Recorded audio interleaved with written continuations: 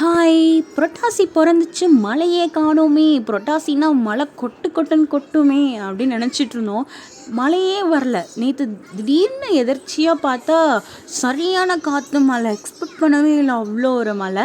அந்த மழையிலேயே நல்லபடியாக நிம்மதியாக போய் தூங்கியாச்சு. அப்புறம் காலையில் பறக்க பறக்க சீக்கிரமே எழுந்திரிச்சு வீடெல்லாம் மாப் போட்டுட்டு வேலையை ஸ்டார்ட் பண்ணியாச்சு. என்ன அப்படின்னா எனக்கு புரட்டாசி 3வது சனிக்கிழமையா படையல் போடணும் அப்படின்றனால காலையிலே எழுந்திரிச்சு வீடெல்லாம் ஃபுல்லாக மாப் போட்டு விட்டுட்டு கோலம் போட்டு பொட்டு வைக்கிறதெல்லாம் அடுப்புக்குள்ள பொட்டு வச்சுட்டு அதுக்கப்புறம் தான் நான் வந்து ஃப்ரெஷ்ஷப் ஆகவே போனேன்.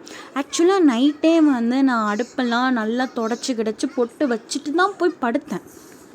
நேற்று அடித்த காற்றுக்கு குப்பை மண் அந்த மண் துள்ளி துள்ளியாக எப்படி தான் வந்து என்னோடய அடுப்பு மேலே விழுகுதுன்னு எனக்கே தெரியல. நைட்டு உட்காந்து வீடு கூட்டிகிட்ருக்கேன் நான். காலையில் கூட்டிக்கலாம் விடு அப்படின்னு தான் இவங்க சொன்னாங்க. ஆனால் நமக்கு தான் வந்து நரநரன்னு இருந்தாலே பிடிக்காதே.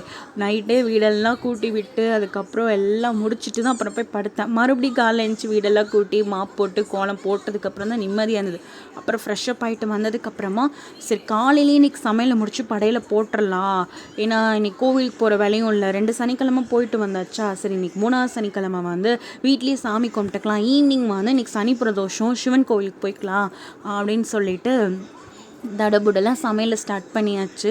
அதுவும் கத்திரிக்காய் சாம்பார், பருப்பு ரசம், வடை, பாயாசம், அப்பளம், 2 வகையான பொரியல் அப்படின்னு பண்ணேன். எப்போவுமே 3 பொரியல் பண்ணுவேன். இந்த டைம் சரி ஓகே 2 போதும் அப்படின்னு சொல்லி 2 பண்ணியாச்சு. ஏன்னா அதை சாப்பிடவே நம்ம வீட்டில் ஆள் கிடையாது. அப்புறம் அதை நான் இங்கே பண்ணிகிட்ருக்கையிலே இவங்க வந்து சாமிக்கு நான் பூவெல்லாம் போட்டுறேன் அப்படின்னாங்க. அப்பா சாமி போடுப்பா சாமி அந்த வேலையினாவது நீ பாரு அப்படின்ற மாதிரி இருந்தது. அப்புறம் நான் இங்கிட்டு வடை போட்டுட்ருக்கையிலே இவங்க சாமிக்கு பூவெல்லாம் போட்டுட்டு இருந்தாங்க.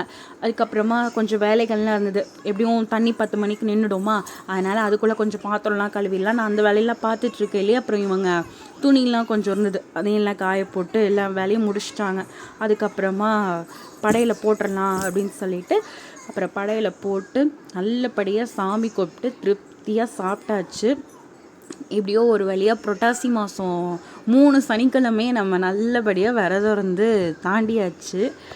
இன்னும் ஒரு சனிக்கிழமை தான். அந்த சனிக்கிழமையும் ஃபுல்லாக விரதம் இருந்து முடிச்சிட்டோன்னா புரட்டாசியும் முடிஞ்சிடும். அப்புறம் நமக்கு வந்து ஐப்பசி பிறந்துடும். அடுத்த மாதத்துலேருந்து நான்வெஜ் சாப்பிட வேண்டியதான். அப்புறம் நாங்கள் மறுபடியும் கார்த்திகை மாதம் ஃபுல்லாக விரதம் இருப்போம்.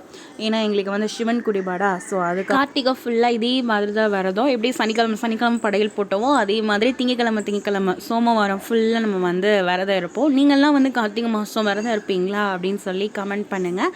அதே போல் இந்த மாதிரி புரட்டாசி மாதம் சனிக்கிழமை விரதம் பிடிப்பீங்களா, படையல் போட்டிங்களா, நீங்களாம் சாமி கும்பிட்டு சாப்பிட்டீங்களா அப்படின்னு சொல்லி கமெண்ட் பாக்ஸில் கமெண்ட் பண்ணுங்கள். இன்னொரு இன்ட்ரெஸ்டிங்கான வீடியோவில் பார்க்கலாம். அது வரைக்கும் பாய்.